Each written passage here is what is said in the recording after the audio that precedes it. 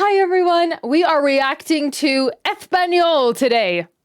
At least that's what I think of when I think of Spain.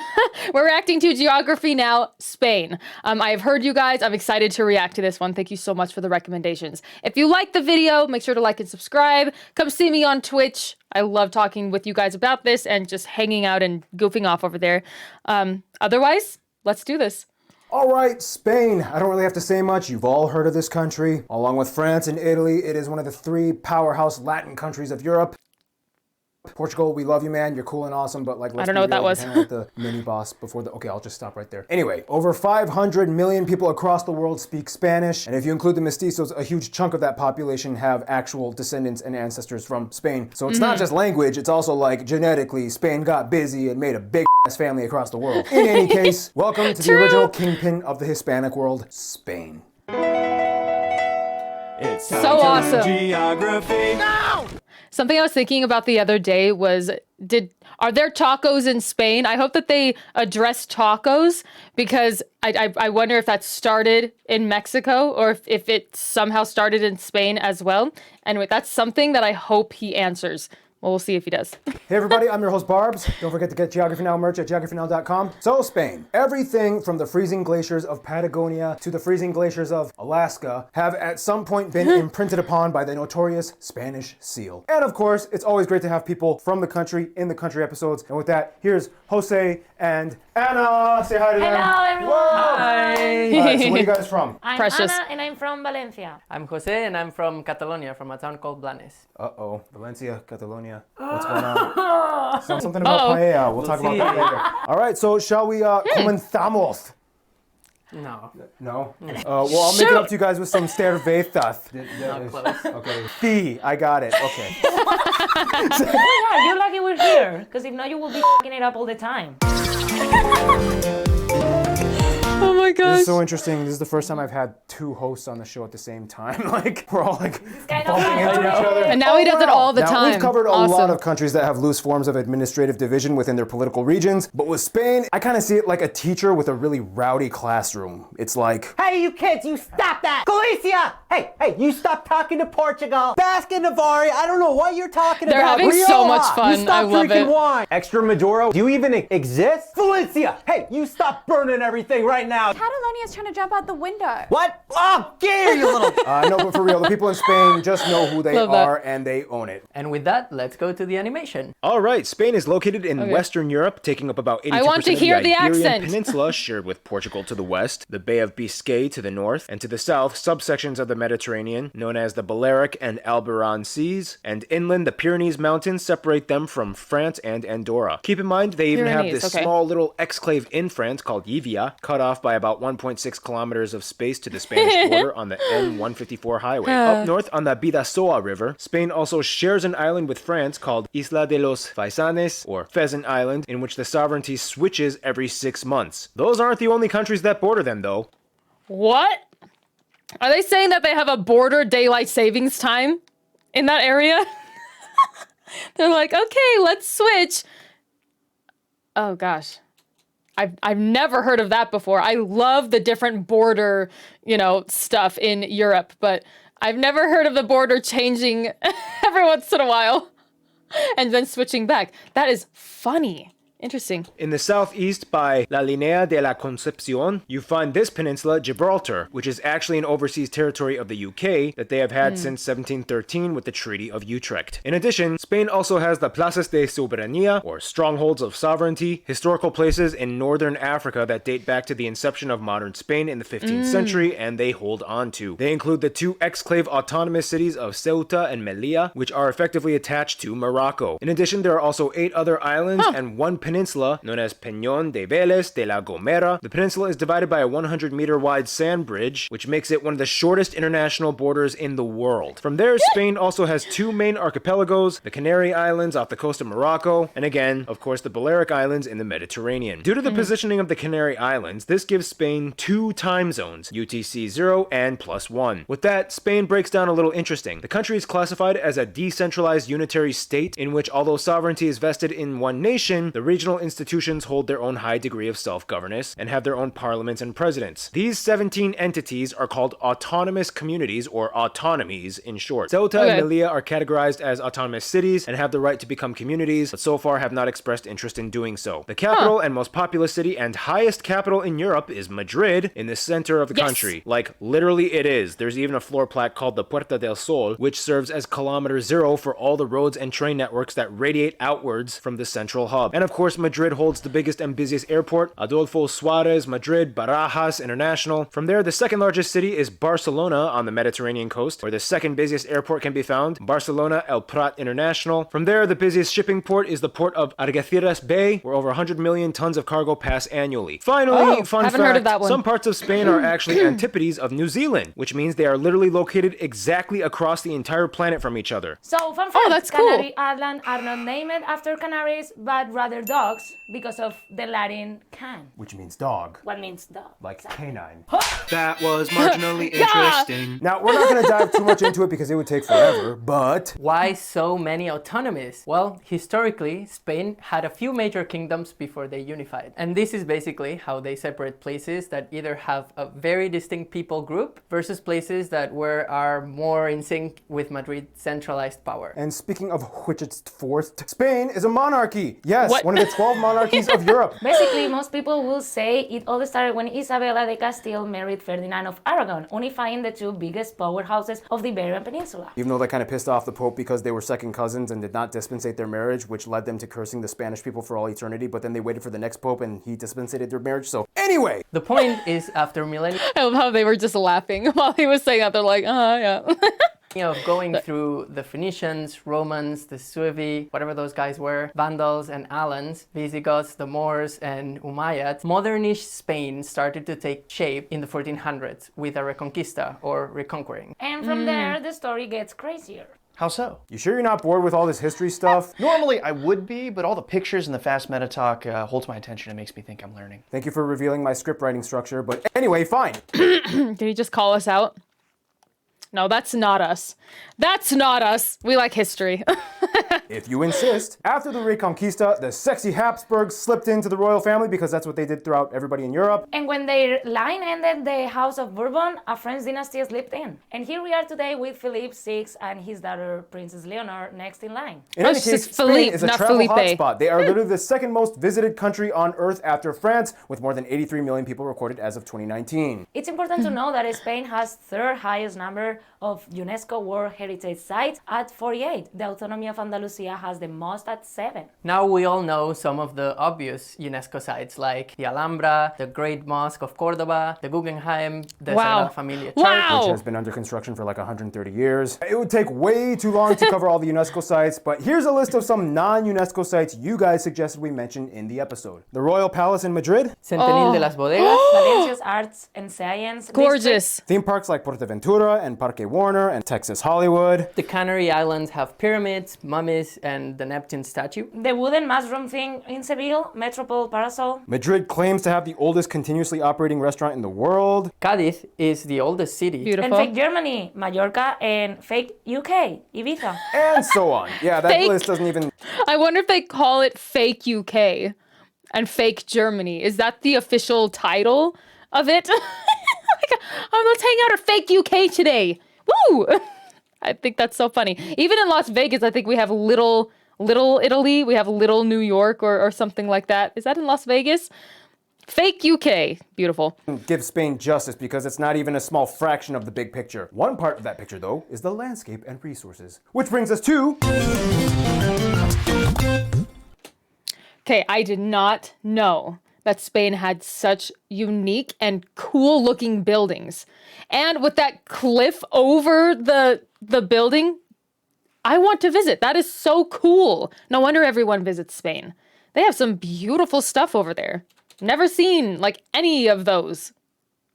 Gorgeous. So since Spain has territories in Africa, the ocean, and Europe, it's transcontinental, so we have like many different landscapes. Like, we even have a restaurant that cooks food over an active volcano. But we're getting ahead of ourselves. Let's go to the animation. First That's of all, for the awesome. continental part, the country is incredibly mountainous. Sorry. That's awesome and completely terrifying. Woo! I feel like that's like eating the, oh gosh, what is it called? The puffer fish. Shoot, what is the puffer fish called? It's basically a puffer fish that you eat that if it's not prepared correctly, it can literally kill you. I feel like it's that same type of adrenaline. It's like we do it just because we could die. So it's interesting. That's freaking hilarious. In fact, the second most mountainous country in Europe after Switzerland. The country has 6 main ranges: the Betic chain in the south, the Central and Iberian chains in the center, the Cantabrian and Leon chains in the north, and the Pyrenees in the northwest, with the border of France and Andorra. In the center, you have the Meseta Central Plateau, a wide highland that stretches wide across the interior. As you can clearly see from space, the northern part of Spain has the most lush green wet zones, and as you head south, the country obviously gets more dry and arid. In fact, Spain has the only true desert of mainland Europe, the Tabernas Desert, located in Andalusia, which holds the highest temperatures of mainland Europe at over 40 degrees Celsius in the summer. These mountains are essentially a byproduct of Spain being located right at the confluence of the African and Eurasian tectonic plates, creating a slew of minor rifts and fault lines. This means the southern part of Spain may occasionally experience earthquakes above 6 on the Richter scale, and certain areas mostly along the Mediterranean have extinct volcanoes. The most active volcanic area of the country, though, would actually be the Canary Islands, which lie on an interplate volcanic region on the African plate. Geologists mostly agree that the islands were created by the plates moving over a mantle hotspot, which bubbled up out of the ocean, much like how the Hawaiian Islands were formed. Speaking of islands, the highest point of the country isn't even on the Iberian Peninsula, but rather the Canary Islands, part of the larger subregion known as Macaronesia, with Mount Teide, which is actually the 3rd highest volcano in the world from its base. Back to the mainland, though, the highest mountain on continental Spain would be Mulhacén, at nearly 3,500 meters high. From there, the longest river, shared with Portugal, is the Tagus, or Tejo. However, the longest river entirely in Spain is the Ebro. Now, most of the inland bodies of water are reservoirs blocked up by dams on rivers. However, the largest natural freshwater lake would be Lake Sanabria in the northwest. Finally, Spain has 3 main climate zones on the continental part. The areas in the south have a warm, dry Mediterranean climate. The central Meseta Plateau has hot summers and cold winters, and the North Cantabrian Mountains have a maritime climate with the most rain year-round and snowfall in the winter. Okay, really quickly, I think it's really interesting that the basically the highest point, and a lot of the coldest point, I bet, is right along the hottest point. I think that's really interesting, and I wonder if the mountain range, I don't know, I'm not a scientist in this way, but I wonder if the different climate changes, I wonder if the mountain range has something to do with that. I wonder if it keeps those separate a little bit more than maybe it would have if it was flatter. Anyway, that's just kind of fascinating to me. If you know anything about that, let me know in the comments because I just don't. Cantabrian Mountains have a maritime climate with the most rain year-round and snowfall in the winter. So an extra side note, after Malta, Spain is the sunniest country in Europe, like 260 days a year. That's hot. Yeah, that's hot. That's hot. Now, with all these rugged lands, Spain hosts a wide range of flora and fauna, differing by region. For example, the Canary Islands, you have the black sand beaches and the ancient tropical Lora Silva. It's only found in Macaronesia. Otherwise, on the peninsula, you have everything ranging from green hills that look like Scotland in the north to the shrubby, rocky Arizona-like deserts of the south.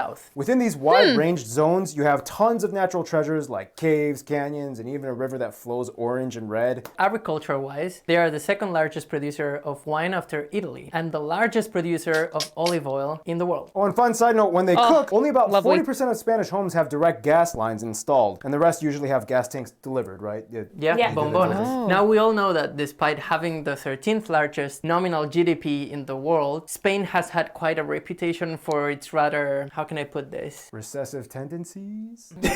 Yes, during the financial crisis, Spain was hit hard for about 6 years during 2008, and in 2014 they reached the high. Yeah, I mean, I don't know how many other places in the world struggled in 2008, but I know that 2008 was a big one for the United States as well. But I'm assuming that it was most of the rest of the world, but I actually don't know exactly who all was affected. If it was literally everybody or if it was certain parts of the world. Anyway, I just haven't really thought about that. Probably because I'm American. No. But yeah, that would be interesting to learn more about too. At about 27.2% unemployment. There are a lot of factors that went into this, but it kind of went... How can we grow our economy? We need to build a lot of stuff. Okay, what's the problem? The banks. What if we just let the banks report what they wanted and not regulate them as much? That's a great idea. Nothing could go wrong. That's what I'm saying.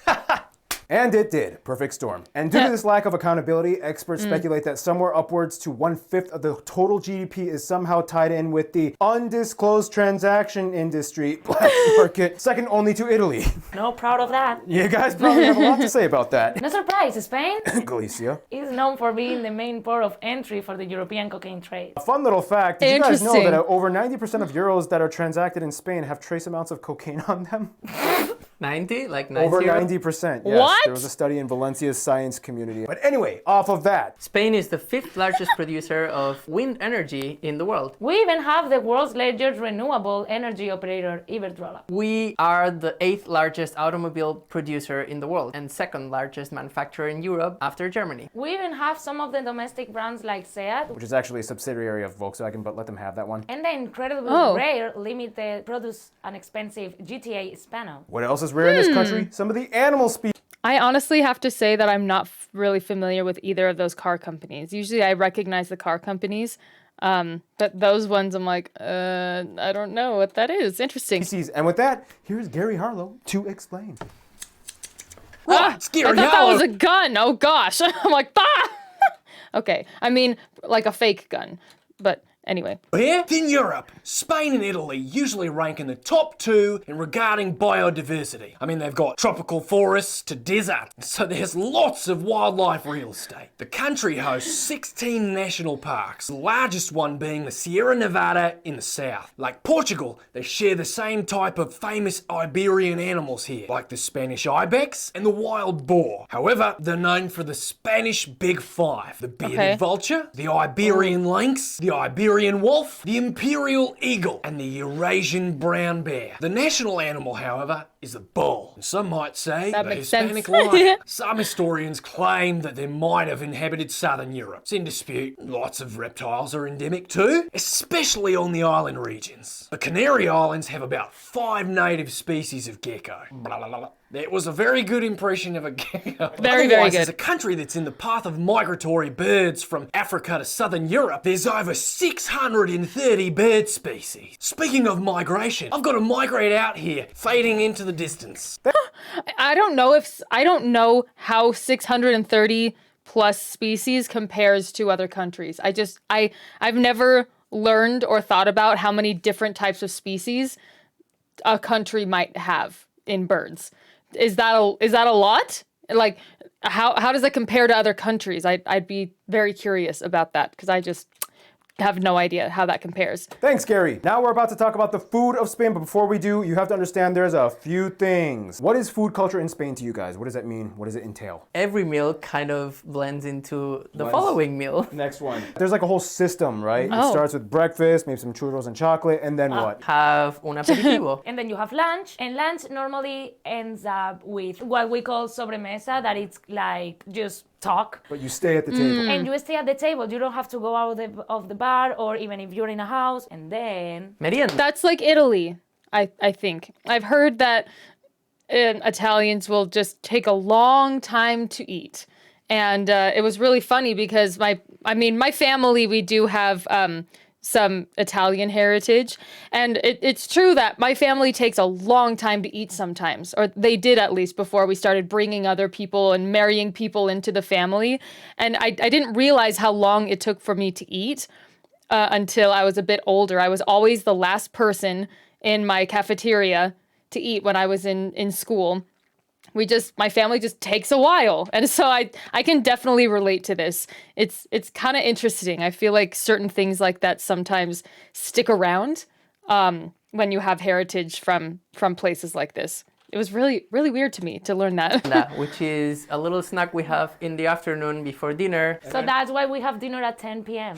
It just keeps going. Never You stop. Never stop. We eat and then eat again, and then maybe go, dancing or something. That's But funny. while you're dancing, you also eat. You gotta do flamenco with some... Probably. Fun fact, Spain is one of the countries in the world that has more bars per citizen. And you can even get beer at McDonald's, right? Yes. What? Yeah, that was so impactful when I came here. Anyway, and with That sounds like my McDonald's. Actually, I'm not the biggest fan of beer. Tell me that they have vodka or something like that. Then I'll be there. that, here's some food stuff with, guess who's back? Noah. Food! Prior to the 15th century, Europeans had no idea that things like chocolate, corn, tomatoes, potatoes, avocados, or sugar even existed. Through the Spanish trade routes, the rest of the world was introduced to these items, and now you can have things like pizza and fries. Great items. In any case, every region of Spain has a different style of cuisine, and the gastronomy is top-notch, world-renowned. We don't have time to explain them all, but some dishes you guys, Spanish geography peeps, said that every Spaniard will most likely have access to include things like gazpacho, torreznos, churros, croquetas. I just noticed that I have the closed captions on. We do not need those on. My apologies. Cochinillo, arroz a la zamorana, hornazo, jamón, fideuá, cocido, and tortilla. This is not the same as a tortilla in Latin America, though. This is a potato and egg dish. And probably the most world-renowned dish, paella, originated in Valencia. And they are strict with the way that it is made. They hate it when this happens. Hey, can I have some of that paella? I've heard so much about it. Yeah, sure. It comes with extra mussels and shrimp, because that's paella. It does? Yeah. Okay. Sure, whatever, just take it.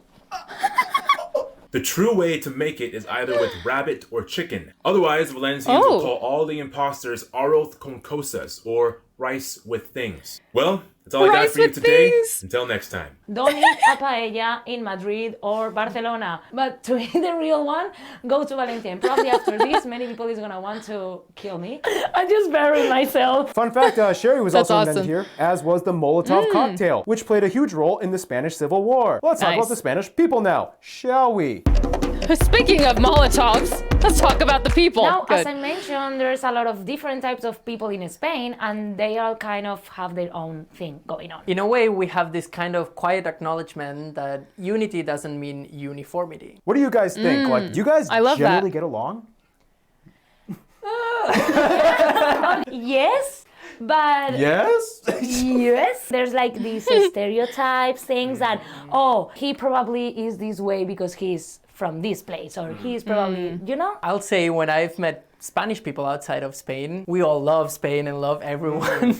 It's just when we're in Spain, we love to, you know, talk to each other. Yeah. Anyway, with that, let's talk about the people of Spain in the graph. First of all, Spain has about 48 million people and is the 5th most populous country in Europe and has the highest life expectancy in the OECD countries. The country is made up predominantly by people that identify as native Spaniard at about 88%. Keep in mind this label is very broad and pretty much pertains to a wide range of people with different physical traits, but mostly with a South European Mediterranean background in their racial makeup. Geneticists also have determined that the average Spaniard, especially in the South, has around 5% North African ancestry due to the Moorish conquests that took over the country for 7 centuries. The remaining 12% of the country is made up of various immigrant groups that have settled over the centuries, the largest ones being Latin Americans at about 5%, North Africans and Eastern Europeans at about 2% each, and the remaining 3% from other places around the world like Asia and whatever. All right, so the official language of Spain is, shocker, Spanish, but specifically Castilian or Castellano Spanish. Yeah, of course we have Spain Spanish dialect, which sounds a bit different than Latin American Spanish. Now keep in mind, most Latin American Spanish is heavily influenced by the Andalusian dialect of Spanish, as many people from those areas moved and migrated to the Americas. Long story short, what's the easiest way to piss off a Spaniard? Vale, voy a empezar mi nuevo proyecto en mi nuevo ordenador. Elige el idioma inglés, no. Francés, no. Español. ¿Alguien me puede explicar por qué está español con la bandera mexicana? ¿Alguien podría explicarme por qué? Porque el español de Europa es el español. Hey, it's not Mexico's fault they became a big deal in the Hispanic world. Anyway, on top of that, despite Spanish being the national language, they have 3 other regionally co-official languages that are allowed to be publicly used and published alongside Spanish. So we have Catalan, Galician, Basque. But Basque is a language, like it's its own. Historically, no one knows where it comes from and doesn't have anything to do with Latin or any other language. There's also other minority Romance languages like Astur-Leonese and Aragonese, but very few people speak them and they don't really pursue to officiate them. And there's other offshoot languages like Ladino, spoken by the Sephardic Jewish community. The coolest language fact though is that on the island of Gomera in the Canary Islands, they use Silbo Gomero, which is taught in schools. It's a language completely composed of whistles. Here's a clip if you want to hear some.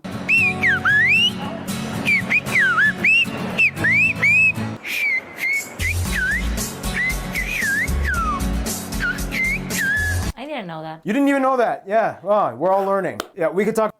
Okay, my question is, why does that exist? Did it start because they had to have a secret language so that other people wouldn't know what they were saying? Or was it just to project so that you can like hear each other from long distances? Like, what's the historical, like, why does that exist? Because that is freaking fascinating. I did not know that that was a thing. Okay, anyway, whoa. That's, what the? Cool. Talk about language stuff in Spain all for hours. It's crazy, but we got to move on. Historically, the Catholic faith played a huge role in our identity, despite the fact that today only about 2/3 of the country, to some degree, might say that they are very less nominally identify as Catholic. And the rest of the 20% of the population goes to church. But for what it's worth, we have the Camino de Santiago, one of the largest Catholic pilgrimages in the world. The interesting thing, though, is that there is noticeable traces of Moorish Arabic influence as well. Everything from architecture and even the names of cities, for example, if they start with Al. It's even how Andalusia got its name from the Arabic Al-Andalus, and today there's even noticeable words borrowed from Arabic in the Spanish language like taza or azúcar. That was great. I got it. Now, in regards to Spain's impact on the world, it's nothing short of massive. At one point, we had 35 colonies across the world. And today there are 19 sovereign Spanish-speaking countries, plus Puerto Rico, that all have a story rooted from Spain. Yeah, you guys have a long history of Latin America. What do they think of Spanish people? They love Europe in general. It's like, oh, Europe. So I don't know. But at the same time, they have some other thoughts about that, like we are lazy or a lot of people, especially in South America, that think of us as very structured, or like what Spanish people think of Germans almost. Oh. Exactly. Which is really weird for us. So they kind of think you guys are like the Germans of the Hispanic world. Yeah, but then in Europe we are like Bankrupt. Not that. Generalizing though, not everyone Generalizing. thinks that, But in regards to Spain's, impact on the world, yes, we've heard the stories. Colonialism was riddled in lots of tragedy. Many wars and battles were fought. Many died. Diseases were spread. No denying these terrible historical incidents. But, and this might be one of the most hard pill to swallow, controversial things I'll ever say on this show, given the current social climate that we live in, but you have to kind of see colonialism in all vantage points throughout its manifestation. In a weird way, many of the things that you hold dear today and the people that you admire and the ideas that change the world may have never come about without ties to colonialism too. It's a weird paradox of chronological exchanges throughout history. I mean, for example, the wheel and beasts of burden, like horses and cattle, were brought over to the Americas. Remember in the Peru episode, we explained how the only domesticated animal that could remotely help carry cargo was the llama, and it could only carry like 80 pounds. Otherwise, people just kind of walked to get around. See, like that. History kind of has a weird way of showing you that nothing ever is completely what you think it is, and over time, it kind of evolves into something you probably never saw coming. Yes, everyone likes to condemn past tragedies, but you also have to acknowledge that it's possible for a rose to grow from concrete. Like the invention of the first artificial heart in Argentina to, I don't know, Vicente Fernandez and Shakira. That's my little brief postulation on the topic. Take it as you will. I'm just saying, see before you decree. That was intense. Interesting. Yeah. I like that you said it. In a way, it's hard to judge that era with today's standards, and that gets really tricky. Yeah, I mean, I've been doing this for years, and I know what's coming. The Spanish people and our backstory have so many diverse layers. And luckily, we made a video explaining all about those various groups and nationalities of Spain, so just check it out right here. Click on it. Let's chill a little bit and have some fun. Let's talk. We also have art and sports and many other good things. So art with the sports part. Okay. No. I am existing. Here's your trophy. This is my trophy for existing. I love it. But that's besides the point. All right, sports in Spain. So without saying much, most of you will automatically default to football. Yes, we all know that soccer is practically a religion in Spain. Their national team has qualified for the FIFA Cup 15 times, hosted in 1982 and won against the Netherlands in 2010. And of course, everybody knows about the huge rivalry between Barcelona and Real Madrid. Which team are you on? But soccer isn't everything for Spain. Fun fact, their men's roller hockey team scored 16 gold medals. Everybody knows Rafael Nadal's Wimbledon championship in 2008 and 2010. Their national basketball team has won 1 world and 2 Eurobasket championships. Aside from all the contemporary sports, Spain also has... Is that Eurobasketball? Do they call it Eurobasket? Or is that a different sport? It looked like basketball. But yeah, Interesting. Has a rich culture of domestically produced sports. Everything from petanque to Canarian-style wrestling. I could fight a canary. I bet you I could beat it. I don't know, man. Those things are fast. The Basque Country, though, has the most native sports out of anywhere else in Spain. You have things like jayalai, stone lifting, hole drilling, wood chopping. That's my sport right there. Wood chopping. In fact, Basque Country is where the running of the bulls happens. It's not really a sport. I have it's heard more of a this. festival, but they love it. Oh And my there's been 15 gosh. reported deaths, but they still love it. And finally, I know you were thinking about it. I was thinking about it. If you have not heard of the running of the bulls or whatever that is, look it up. It is absolute chaos, and I don't know why anybody does it. But they have their things. And it's so funny to me, and it's so freaking scary. Spanish bullfighting, or corrida de toros. The sport dates all the way back to Roman times. Bullfighting is kind of seen as a performance art mixed with a sport. The matador attempts to subdue, immobilize, or kill the bull in the arena. The Arabs, the Catholics, It's honestly the so sad. frickin' Bourbons, they all tried to ban it, but it kept coming back. In recent years, the sport has yet again been met with a lot of backlash. In fact, it was completely banned in Catalonia in 2010. Well, I'm gonna get out of here and Do they still try and kill them or try and like immobilize them? Is that still the goal of that sport? It's honestly really sad. you know what? I'm proud of this trophy. Thank you, Art. Yeah, people in Spain are pretty active. Which is actually kind of funny considering that you guys have that whole siesta culture thing, and you guys are known for being lazy. Like, Oh, come on. But I love it. I haven't would taken love a a siesta siesta. in 2 years. yeah, but that's because you lived here. No, but we are not lazy, guys, okay? Also, siesta doesn't make you lazy. It recharges you. Doesn't recharge you, though. You wake up worse than you went to sleep. Wow, that's only in Valencia. Meanwhile, Oh, and speaking of stereotypes, what about the whole like nudity thing? I thought that was something normal in the rest of the world. On the beach. No one pays attention to that. It's no anything weird, but we don't go naked through the street. Like, Right. So, in conclusion, I feel like Spain and Finland would get along that way. They got the beaches, Finland's got the saunas, is how you guys say it. Love that. stereotype debunked. Nudity is not legal in Spain, but it's okay in some beaches. All right, enough culture talk. Now we gotta move on to Hannah. That's her segment. So now here's Hannah with culture stuff. Random Hannah! Hi guys, it is good to be back. And remember that you can get a Random Hannah t-shirt at geographynow.com. It has my faith. It has my faith, and it's better than... This is a Spain episode. It has her faith. Just kidding. Ernest Hemingway once said, "There is no nightlife in Spain. They stay up late and they get up late." That is not nightlife. That is delaying the day. Interestingly enough, they have one of the highest life expectancies in the world. Maybe night parties. Dude, sleep is In good! anything, Spain has been a front runner in arts and literature. So many people like these have made internationally famous pieces of literature. None more famous than Miguel de Cervantes' Don Quixote. In addition, so many world-renowned artists have come from Spain, including the Spanish Trinity, Pablo Picasso, Diego Velázquez, and Francisco Goya. He has some really dark works because he went deaf, and the Spanish Inquisition really hated it. But of course, you cannot forget Antoni Gaudi's architecture and surrealist Amazing. Salvador Dali, literally buried in his own museum. Literally my favorite artist of all time. He's buried in his own museum? That's so cool.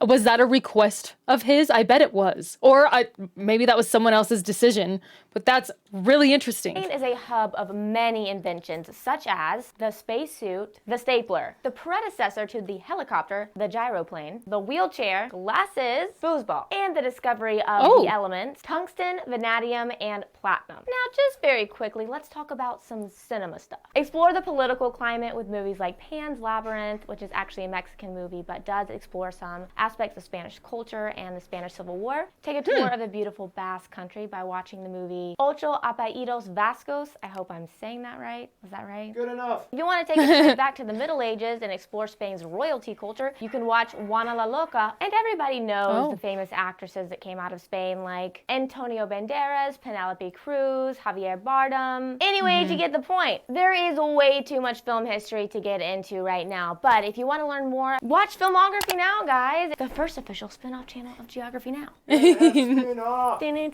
And finally, Spain is the land of festivals. Literally, every day you can find something happening in some part of Spain. You've probably heard of La Tomatina, La Faria in April. Wait, was that just a giant tomato fight? Some part of Spain. Hold on. You've probably heard of La Tomatina. What's happening? I want to know what the heck that is. La Feria in April, Semana Santa, and one thing that unifies the Spaniards is music. Unfortunately, Keith has made his way back from Florida to Los Angeles. I don't know what to do with myself. I thought he was gone forever and he's freaking back. Here to do the music segment. You guys kind of like him, so here he is. Whatever. Have fun. Music guy. I'm back. I'm back in the studio. My segment kicks. Not her segment. By the way, everybody, over the years, I've worn Rush shirts many times. Everybody knows Rush is my favorite band. Blah, blah, blah, blah, blah. Rush, don't sue, whatever. Anyways, so fun fact, and since I have such a love affair with guitars and things with strings, especially G strings, haha, but the modern classical guitar was actually invented in Spain. This is actually a steel string. Spain is one of the very few countries that actually has no words in their national anthem. Each region of Spain actually has its own traditional style of music. The most well-known style of music that everybody around the world probably knows is flamenco music. Predominantly founded... I'm pretty sure that I've heard at least 5 people call it flamingo. A flamingo dance or a flamingo music or something like that. Flamenco. I don't blame them, I guess, but I think that's kind of funny. In the southern region of Spain, and mostly the city of Seville. Highly recommend checking out Paco de Lucia, who's a phenomenal flamenco guitar player. I would have to explain flamenco music as a finger style on guitar. So, for example, said acoustic guitar, if you take these 3 fingers and you anchor your thumb, you kind of do this motion here. You can also, use your right hand as a kind of more percussive. In addition, most regions in Spain actually have their own style of dance, which is called the jota. The rhythms in the dance either are 3/4 or 6/8. It's like 1, 2, I'd be 3, on my 1, face 2, if I tried 3, that. 1, 2, 3, 4, 5, 6, 1, 2, 3, 4, 5, 6. It's basically the same thing. It feels faster, but it's not actually faster. Eventually, after the fall of the dictatorship, you had a bunch of amazing musicians come out, such as Rocío Jurado, La Pantoja, Joaquín Sabina, Rosalia. She's won like a bunch of Grammys. I don't know. It's just pretty like sure whenever I've heard I of watch her. some like Latin soap opera or something, and with the chick in the big dress, and he cheated on me, and then I'm just all like, whoa. So that's it for me, you guys. I would just like to say thanks to Paul Barbato for flying me out to here to LA. So glad to have you back, Keith. Oh my God, it's great to be back. Woo! I missed In-N-Out and all of the glorious fast food that is in LA. I do love In-N-Out. Thank you, Keith. All right, and with that, it's time to move on to the friend zone. Shall we? I feel like some of this is so loud. Jose, Anna, how do you feel about the way how Spain interacts with the rest of the world? Because of the language, I feel like we might feel closer to Latin American countries for the most part. People think that we are not that good at English. And okay, I probably have shown in this video that I'm not that good at English. I'm sorry, I just had a long day, okay? You're doing great, you're doing great. It's harder for us because we come from a Latin language. Yeah. So a German person is gonna be able to understand and learn faster English than us, so... Obviously, Spain has a huge impact on the world. So first off, of course, in Africa, it's interesting. The area of Western Sahara used to be a Spanish colony, which is now de facto run by Morocco, but with a dispute with the Sahrawi Arab Democratic Republic. Although Spain has never formally recognized the SADR, Spain does host a noticeable community of Sahrawi people on the Canary Islands, and on top of that, the whole Ceuta and Melilla thing kind of irks Morocco just a bit, to say the least. Nonetheless, they try to keep things cordial, and every new prime minister usually makes a trip to Morocco for their first diplomatic mission abroad. Otherwise, they have very close relations with their former colonies. The closest probably being Argentina, as they have the largest diaspora of Spaniards outside of Spain with almost 500,000. And it's well known throughout the Latin world that Argentina probably has the biggest crush on Spain, so the more they get time with them, the better. Cuba and Venezuela are high up on the list too, Cuba being the last American colony to gain independence, and they have always been fond of Spain's values. Venezuela specifically has very close ties to the Canary Islands. They even speak almost with the exact same accent, and half of everybody on the islands have friends or family in Venezuela. Back to Europe though. Andorra is like the Beverly Hills where the Spaniards move when they hit it big and want to hide their money. However, if we're gonna get really personal, Portugal is like the little brother they have shared every moment of their history with. And they love to see him try. Like, whenever Portugal accomplishes anything, Spain is their #1 cheerleader. Like, Spain knows they are 4 times bigger and have a way heavier socioeconomic impact on Europe and the world. So, of course, let adorable Portugal have a Ronaldo or Magellan. They deserve some spotlight. limelight, Spain can't have it all. When it comes to their best friends, however, literally almost every single Spaniard I have talked to has said the same country, Italy. It's no shocker. When a Spaniard and Italian meet, there is an instant connection. They just share the same South Latin vibe and code of conduct that goes back millennia to the Roman Empire. They can easily learn each other's languages, they approve of the other's food and music, they both laugh at stories of crazy dictatorships and underground mafia drama over a glass of wine. In the end, evidently, Spain and Italy are the kings and queens of South Europe. All right. And apparently they approve of each other's how long they take to eat. Type of thing. Didn't know that, but I really like that. Right, and in conclusion, I think you guys should take it away. I'm out. We are welcoming, and the cool thing about Spain is like you have many different cultures within the same country, so you can live completely different experiences. We like to party. That I'm not gonna say no. Nothing wrong with that. We love that because we are social people. I think that's something that we need. A lot of those things I took for granted being in Spain, the rich diversity or, you know, welcoming nature. And once I moved out, which more than 10 years ago, that's when I really started realizing how lucky we are to be from Spain. Yeah, have some real paella. And Real. oh my God! Thank you guys so much for being in this episode. And with that, stay tuned. Sri Lanka is coming up next. Oh, interesting. That would be an interesting one. Okay, Spain sounds cool. That's probably because I really, really want to go to Italy. I'm sure that I would love it in Spain too. But that's interesting. I didn't know that it was so... I mean, when I thought of Spain, I couldn't think of just one... I don't know. I couldn't picture Spain very well. I could kind of make fun of the accent or whatever, but I can't really... I don't have one image that screams Spain to me. And that's probably just because it has so many different types of places. So that makes sense. I'm happy to hear that. So anyway, tell me what you think in the comments. Let me know what else you would like me to watch. And thank you so much for being here and watching with me. I will see you in the next video. Bye, guys.